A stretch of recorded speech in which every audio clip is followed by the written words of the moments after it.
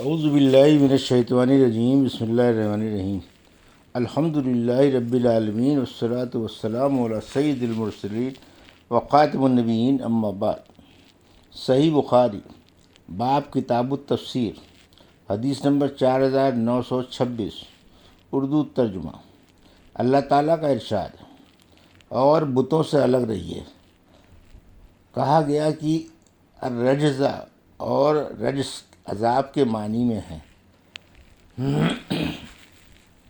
ہم سے عبداللہ بن یوسف نے بیان کیا، انہوں نے کہا ہم سے لیث بن سعد نے بیان کیا، ان سے عقیل نے بیان کیا، ان سے ابن شہاب نے بیان کیا کہ میں نے ابو سلمہ سے سنا، انہوں نے بیان کیا کہ میں نے حضرت جابر بن عبداللہ رضی اللہ عنہ سے سنا، انہوں نے نبی کریم صلی اللہ علیہ وسلم سے سنا، نبی صلی اللہ علیہ وسلم درمیان میں وحی کے سلسلے کے رک جانے سے متعلق بیان فرما رہے تھے کہ میں چل رہا تھا کہ میں نے آسمان کی طرف سے آواز سنی، اپنی نظر آسمان کی طرف اٹھا کر دیکھا تو وہی فرشتہ نظر آیا جو میرے پاس غار حرا میں آیا تھا۔ وہ کرسی پر آسمان اور زمین کے درمیان میں بیٹھا ہوا تھا۔ میں اسے دیکھ کر اتنا ڈرا کہ زمین پر گر پڑا۔ پھر میں اپنی بیوی کے پاس آیا اور ان سے کہا کہ مجھے کپڑا اڑا دو، مجھے کپڑا اڑا دو، مجھے کپڑا اڑا دو۔ پھر اللہ تعالیٰ نے یہ آیت نازل کی، یا ایھا المدثر فہجر تک۔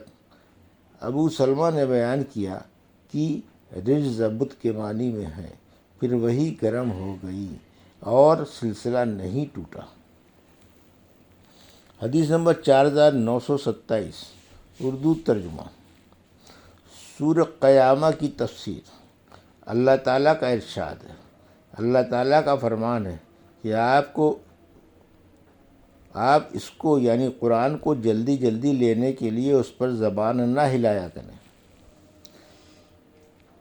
حضرت ابن عباس رضی اللہ عنہ نے کہا کہ سدا یعنی بے قید آزاد جو چاہے وہ کرے، لیفجر امامہ یعنی انسان ہمیشہ گناہ کرتا رہتا ہے اور یہی کہتا رہتا ہے کہ جلدی توبہ کر لوں گا، جلدی اچھے عمل کروں گا۔ لا وزر لا حسن یعنی پناہ کے لیے کوئی قلعہ نہیں ملے گا۔ ہم سے حمیدی نے بیان کیا اور کہا ہم سے سفیان بن عینیہ نے بیان کیا، کہا ہم سے موسیٰ بن ابی عائشہ نے بیان کیا، اور موسیٰ ثقہ تھے، انہوں نے سعید بن جبیر سے اور ان سے حضرت ابن عباس رضی اللہ عنہ نے بیان کیا کہ جب نبی کریم صلی اللہ علیہ وسلم پر وحی نازل ہوتی تو آپ اس پر اپنی زبان ہلایا کرتے تھے۔ سفیان نے کہا کہ اس کے ہلانے سے آپ کا مقصد وحی کو یاد کرنا ہوتا تھا۔ اس پر اللہ تعالیٰ نے یہ آیت نازل کی، آپ جلدی جلدی لینے کے لیے اس پر زبان نہ ہلایا کریں۔ اس کا جمع کر دینا اور اس کا پڑھوا دینا، یہ ہر دو کام تو ہمارے ذمے ہیں۔ حدیث نمبر 4928، اس کا جمع کرنا اور پڑھوا دینا ہمارے ذمے ہے۔ ہم سے عبید اللہ بن موسیٰ نے بیان کیا، کہا ہم سے اسرائیل نے ان سے موسیٰ بن ابی عائشہ نے کہ انہوں نے سعید بن جبیر سے اللہ تعالیٰ کے ارشاد لا تحرک بہ لسانک الا یعنی آپ قرآن کو لینے کے لیے زبان نہ ہلایا کریں کے متعلق پوچھا تو انہوں نے بیان کیا کہ حضرت ابن عباس رضی اللہ عنہ نے کہا جب رسول کریم صلی اللہ علیہ وسلم پر وحی نازل ہوئی تو آپ اپنے ہونٹ ہلایا کرتے تھے، اس لیے آپ سے کہا گیا کہ لا تحرک بہ لسانک یعنی وحی پر اپنی زبان نہ ہلایا کریں۔ اس کا تمہارے دل میں جمع دینا اور اس کا پڑھا دینا ہمارا کام ہے۔ جب ہم اس کو پڑھ چکے ہیں یعنی جبرائیل تجھ کو سنا چکے ہیں تو جیسا جبرائیل نے پڑھ کر سنایا تو بھی اسی طرح پڑھ، پھر یہ بھی ہمارا ہی کام ہے کہ ہم تیری زبان سے اس کو پڑھوا دیں گے۔ حدیث نمبر 4929، اردو ترجمہ۔ اللہ تعالیٰ کا ارشاد ہے، پھر جب ہم اسے پڑھنے لگیں تو آپ اس کے تابع ہو جایا کریں۔ حضرت ابن عباس رضی اللہ عنہ نے کہا قرآنہ کے معنی یہ ہیں۔ ہم نے اسے بیان کیا، اور فتبع کا معنی یہ کہ تم اس پر عمل کرو۔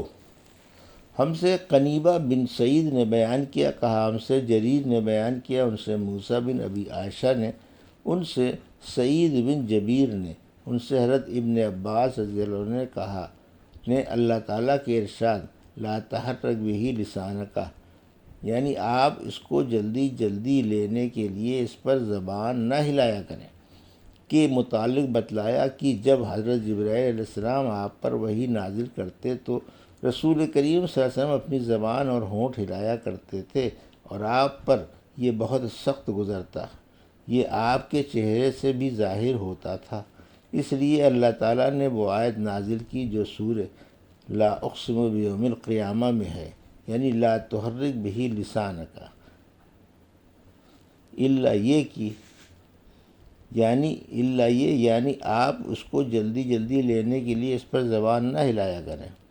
یہ تو ہمارے ذمہ ہے اس کا جمع کر دینا اور اس کا پڑھوانا، پھر جب ہم اسے پڑھنے لگیں تو آپ اس کے پیچھے یاد کرتے جایا کریں، یعنی ہم وہی نازل کریں تو آپ غور سے سنیں، پھر اس کا بیان کرا دینا بھی ہمارے ذمہ ہے، یعنی یہ بھی ہمارے ذمہ ہے کہ ہم اسے آپ کی زبانی لوگوں کے سامنے بیان کروا دیں۔ بیان کیا کہ چنانچہ اس کے بعد جب جبرائیل علیہ السلام وحی لے کر آتے تو آن صلی اللہ علیہ وسلم خاموش ہو جاتے، اور جب چلے جاتے تو پڑھتے، جیسا کہ اللہ تعالیٰ نے آپ سے وعدہ کیا تھا۔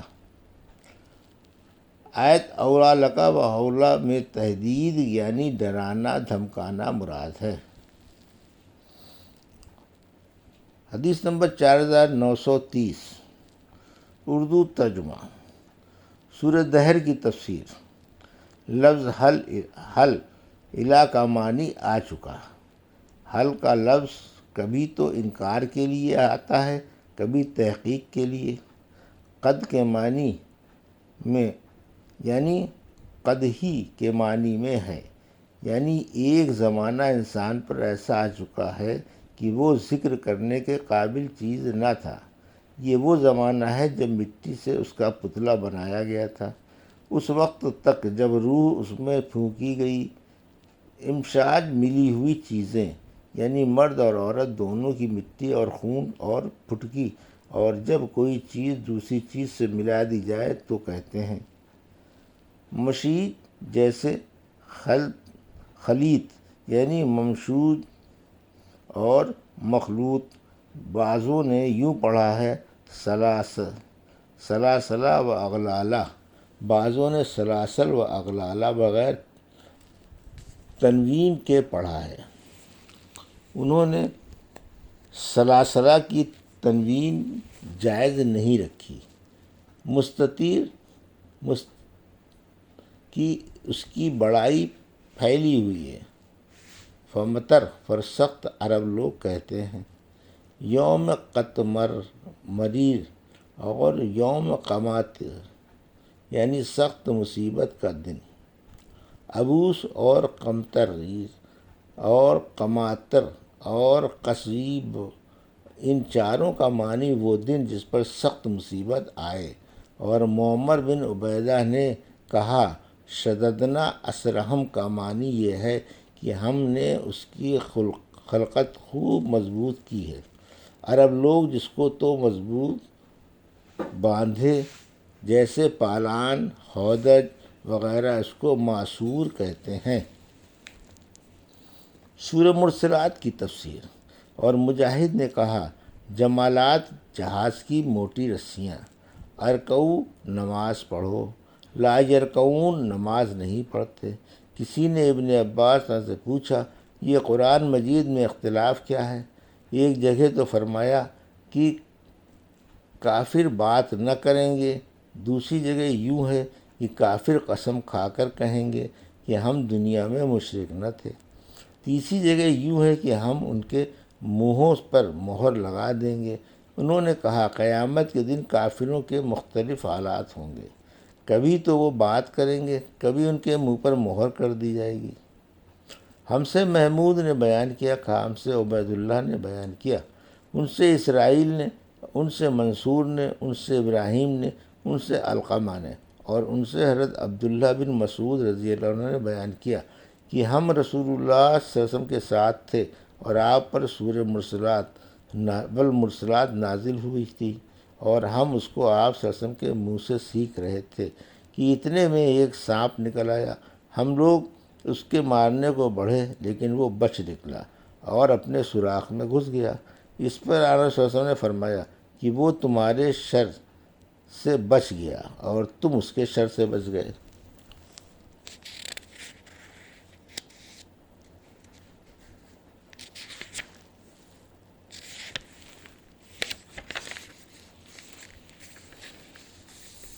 حدیث نمبر 4931۔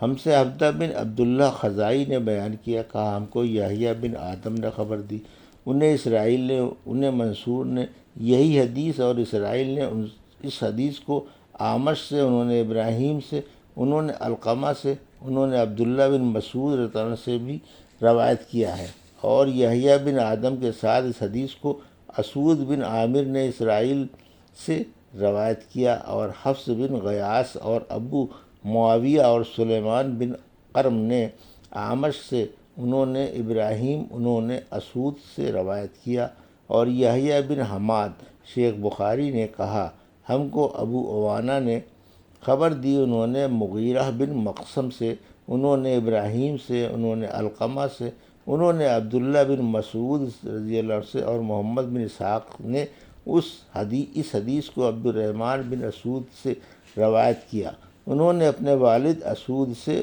انہوں نے عبداللہ بن مسعود سے بیان کیا۔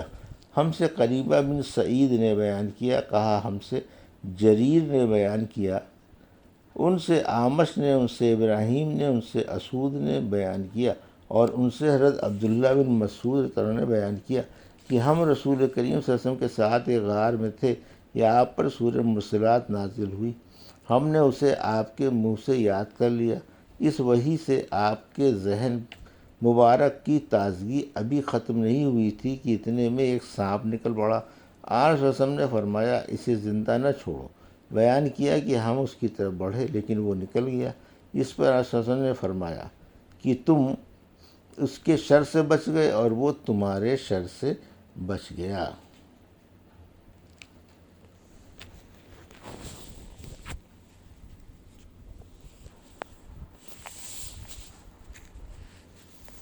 یہ تھی صحیح بخاری باب کتاب و تفسیر کی حدیث نمبر